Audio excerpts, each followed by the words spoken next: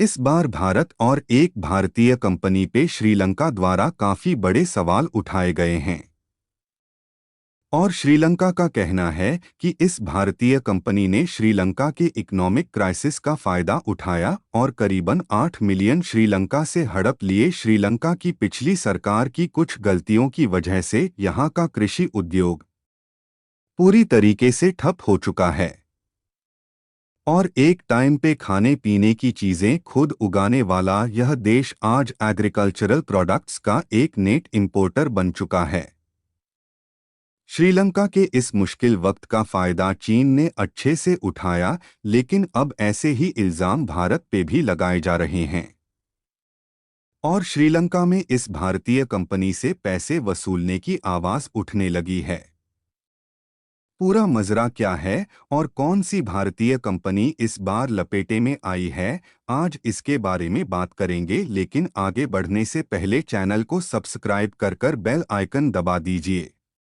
आपके लिए केवल 1 सेकंड का काम है, लेकिन ऐसा करके आप हमारी काफी बड़ी मदद कर जाते हैं। The Indian farmers fertilisers cooperative limited यानी कि इफको एक भारतीय कंपनी है और मेनली इस कंपनी को फर्टिलाइजर्स प्रोड्यूस करने के लिए जाना जाता है। नवंबर 20,221 में श्रीलंका की तरफ से इस कंपनी को लिक्विड नैनो यूरिया का एक काफी बड़ा एक्सपोर्ट ऑर्डर मिला था और इस ऑर्डर के अंतर्गत इफको को कुल 42,500 नैनो यूरिया की बोतल श्रीलंका को एक्सपोर्ट करनी थी। पर अगर श्रीलंका न्यूज़ पोर्टल्स की माने तो अभी तक यह कंपनी केवल 36,000 बोतल्स ही सप्लाई कर पाई है।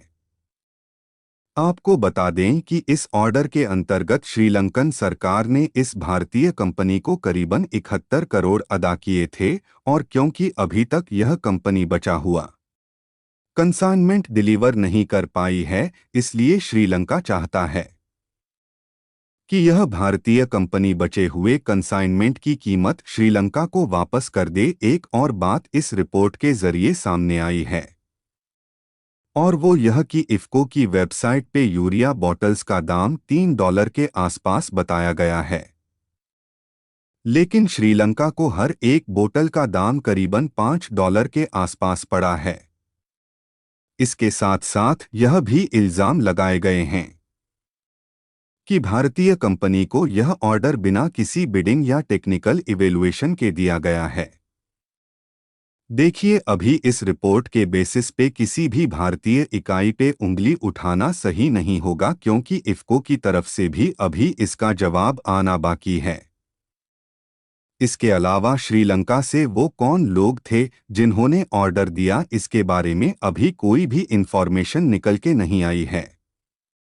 देखिए, करप्शन के चलते भी कई बार जानबूझ के ज्यादा कीमतों पर ऑर्डर्स प्लेस किए जाते हैं, जिससे सरकारी खजाने में पैसे की हेराफेरी की जा सके। हो सकता है कि उस टाइम पे श्रीलंका की सरकार में बैठे लोगों ने ऐसा ही कुछ करने की कोशिश की हो। खैर, इन सब के बावजूद श्रीलंका के लिए भारत आज भी फर्टिलाइजर्स का सबसे बड़ा सप्लायर है। आपको बता दें कि इस देश को हर साल करीबन $400 मिलियन के फर्टिलाइजर्स की जरूरत पड़ती है और इस टोटल इंपोर्ट में से भारत का शेयर 50% से भी ज्यादा का है।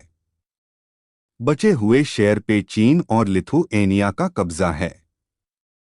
जो लोग नहीं जानते उनको बता दें कि जिस नैनो यूरिया की बात इस रिपोर्ट में की जा रही है उसे भारत में इजाद किया गया था। कमाल की बात यह है कि नैनो यूरिया की 500 एए की एक बोतल 45 किलोग्राम कन्वेंशनल यूरिया के बैग के बराबर होती है। यही वजह है कि आज भारत दुनिया के 70 से भी ज्यादा देशों को नैनो यूरिया एक्सपोर्ट करता है। वैसे आपको ये बता दें कि नैनो यूरिया का यह बड़ा ऑर्डर तब दिया गया जब चीन की तरफ से कंटाडांगा मिंट की पूरी कीमत मतलब कि करीबन $7 मिलियन चीन को अदा किए, वो भी चीन की धमकी मिलने के बाद। देखना यह है कि कहीं भारत में गड़बड़ी निकालने चला श्रीलंका अभी खुद भी करप्शन का शिकार ना हो। कंटेंट पसंद आया है तो वीडियो को लाइक किए बिना बिल्कुल भी मत जाइएगा। धन्यवाद। जय हिंद।